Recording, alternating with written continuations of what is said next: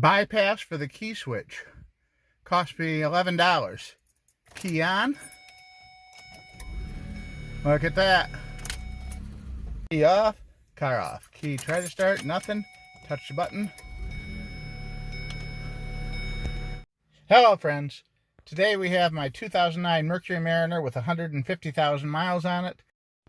This video is going to show you how to quickly and cheaply install this push button bypass to start your car to fix the common problem of the key not turning properly to engage the starter.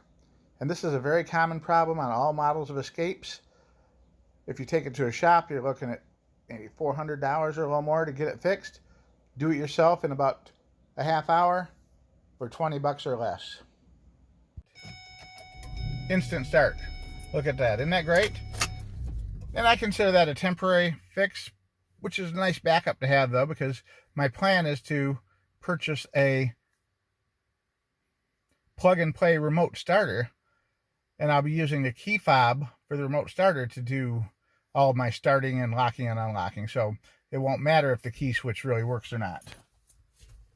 So let's get started. I'll show you how to get set up in no time and save a bunch of money.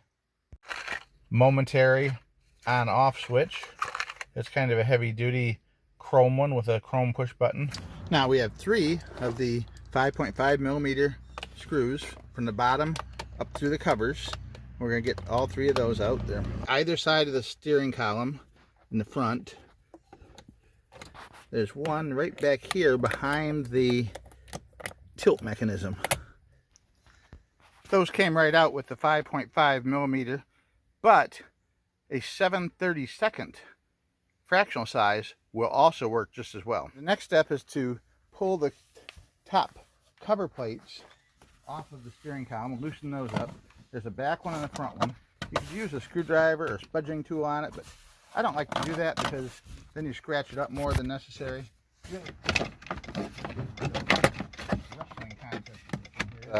Turn signal switch, and they're strapped together, so we'll just set those aside. Here we're getting a look at the offending mechanism, and then we have the actual steering column lock mechanism along with the clock spring, the multi-function turn signal windshield wiper switch, and the airbag. If you decide to replace the whole assembly, all of these parts need to be removed because it's impossible to get the lock mechanism out of there unless you take all these parts off. Keys on this side, and there's a shaft that goes through to the other side. The actual ignition switch that engages the wires is not over by the key. It's actually all the way over on this side. On this side here, you can see the actual ignition switch with the wiring clip that goes to it. It's the part with the pink dot on it. Lock assembly. And that rod connects to the actual ignition switch, which is over here. A wire from your powertrain control module that comes up to the ignition switch, and then there's a wire that goes back to the powertrain control module carrying the signal from one wire to another, and that actually engages when you turn the key. So what we're going to do is we're going to tap into it. Instead of turning the key, we're going to connect the 2 halves of the circuit by pushing the button. And it's real simple. The wires that we need to connect together to manually start the car are on either end of the clip. The white wire with the orange stripe and the blue wire with the white stripe. So we're going to hook our saddle taps up to both those and give it a quick test just to make sure and confirm we're on the right track here. Switch is set up. I've got my 2 wires hooked up. Nicer cut there, I would say. Alright, now we just got to get our quick splice connectors out. We only need 2 of them. One side goes over the white wire with the orange stripe, and we can see that you set it up so it goes all the way around. The whole wire goes all the way through it, and then the other spliced wire right and then squeeze and crimp.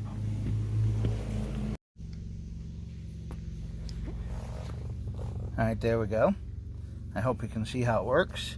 There's my black tapped wire, and there's the original white and orange wire. We're going to do the same thing to the blue and white wire over here.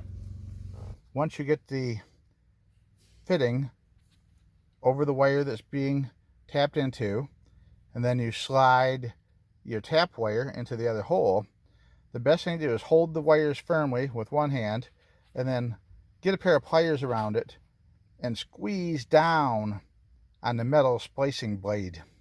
Don't try and pull the blue over and squeeze it all down at once. Squeeze the metal splicing blade down first till it's flush with the surface of this tap.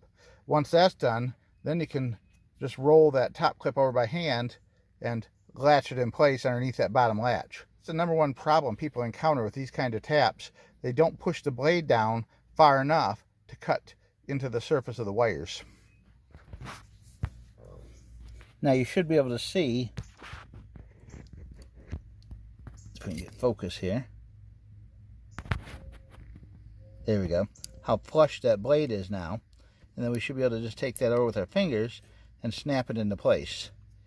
And now, just for a test, before we finally button down everything, we're going to connect this plug back to the harness, snap it into place. This wire here has to snap down into its holder, and we're all set now. It's all wired up. If I put the key in and turn it on, I should be able to start the car just by pushing that button. So let's push the key in, turn it to the run position, and here's the moment of truth. Look at that. Key off, key on. Trying to start it with the key, nothing, because that thing's working. If I jiggled it and pushed in on it a little bit, I see I can get it to start sometimes, but lately it's been tough. Here, let me show you. If I jiggle it, push in on it, there you go. Sometimes I can get it to work, but I'm really afraid of being stranded somewhere when it finally gives out and won't work. That's why we've set up this push button. All right, let's turn it off. Back on, accessory, and then run. That, run position is where it returns to when you let go of the key, and you can see the dash lights are on. That tells you you're in the run position. So we come down here and grab our little switch. Look at that. Just like downtown, eh? As my dad used to say. Alright, the only thing left is to drill our little hole so we can mount the switch in it. So I need to measure that and see what size drill I need to drill a hole for that, and this project will be done. Can you believe how easy that was? I can hardly believe how easy it was, and I'm the one who did it. But I just want to say thanks for watching, and you can always come to my channel to find these little hacks and tricks on how to fix things.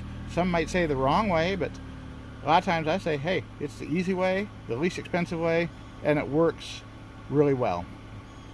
Some hacks aren't worth doing, but a lot of them are. Thanks for watching. Have a great day.